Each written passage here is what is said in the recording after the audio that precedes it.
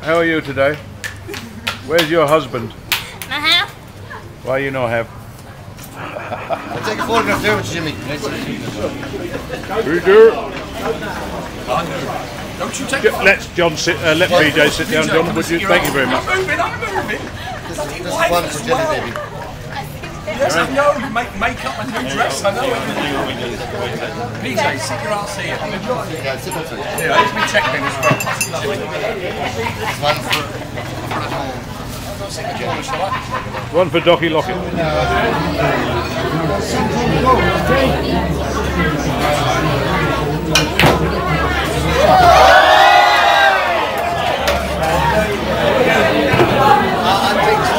PJ. There's actually more, isn't there?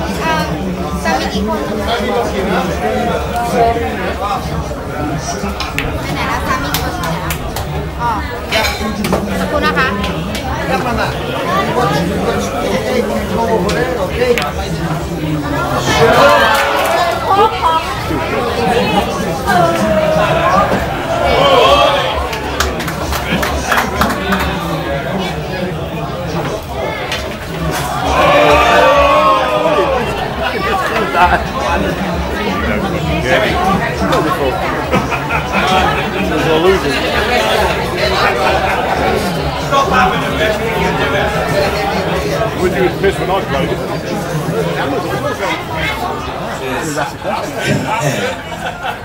No, I don't know any snooker players that like Lady Boys, but I've got a wicked streak in me, and every time I bring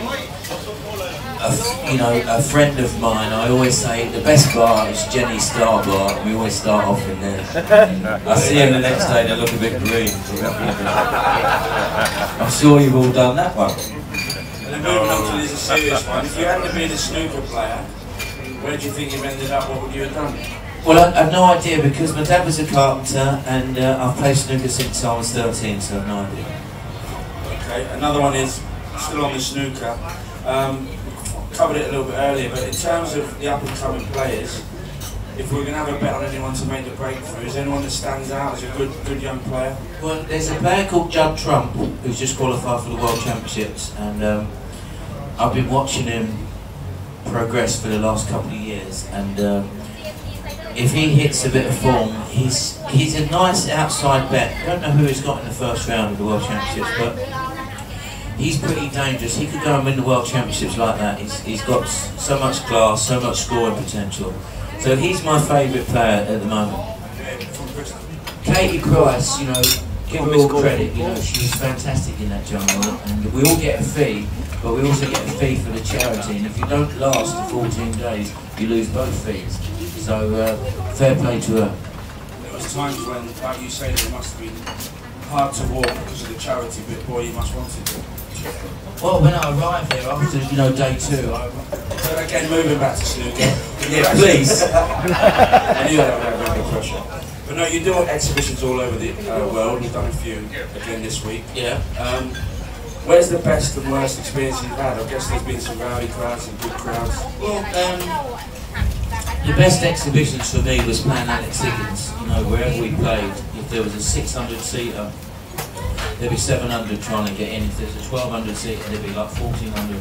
It was always really busy. So they was the greatest matches. One of the worst experiences I ever had, I went to Newcastle for an exhibition. The guy said to me, "Where's the snooker table?" He thought I was supposed to bring it. So, but I go all over the place.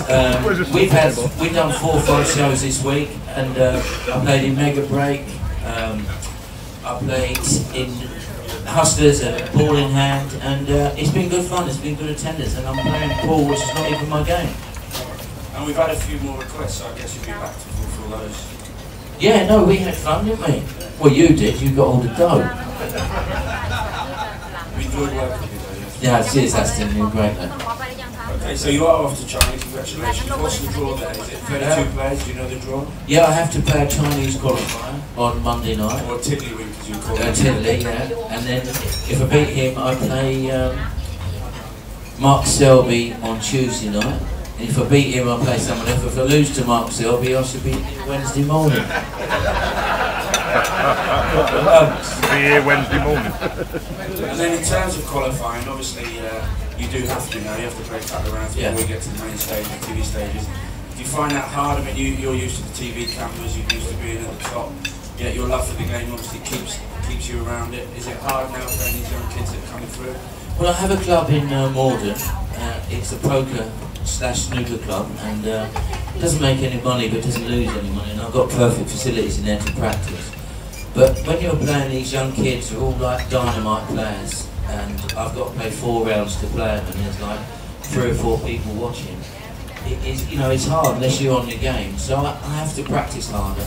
But I think I've got into 48 now. Last year I was off the tour. I managed to stay in at 64. So I think I'm now 48. So I played 2 matches to get to the venues, and I got to 4 this year. So, you know, and I won the World Seniors. So I'm playing okay. Congratulations. For those of you who don't know, the first World Seniors Championship was last year, and Jimmy beat the Nugget in the final, so world champion. Well done. I've been here for 30 years, and I'll eventually have a house here when I retire. Excellent. And of course, you're only about 8 years old when you play, because you're still a young man, aren't you? No, I was 18 years of age when I came here. Yeah. Right then, well, are you ready for the next round? I'm born ready. He's born ready, isn't he? Right, we can have his next opponent. Here he is, over here, just get his camera. Scott. After Scott will be Dave from Canterbury Tales. Never heard of it. Yeah, that's it. No, after one, just after this one. Don't get any photo, guys. Jimmy White now going for the big shot. A bit of a tricky shot. So I'm commentating. I'm trying to be like, what's his name? And here we go, pressure shot. Oh, fine shot, Jimmy. Pressure's on now. The young man's only got one. Oh, eh?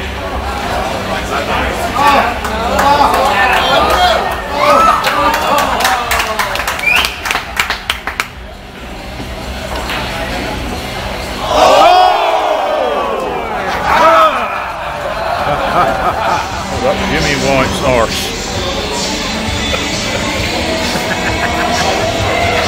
A white ass.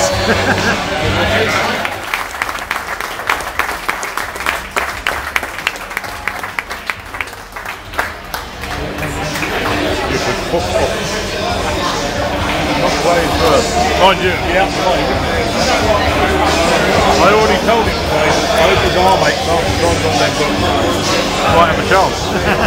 Right then, the first person with the honour of taking on the People's Champion is Chelsea Day.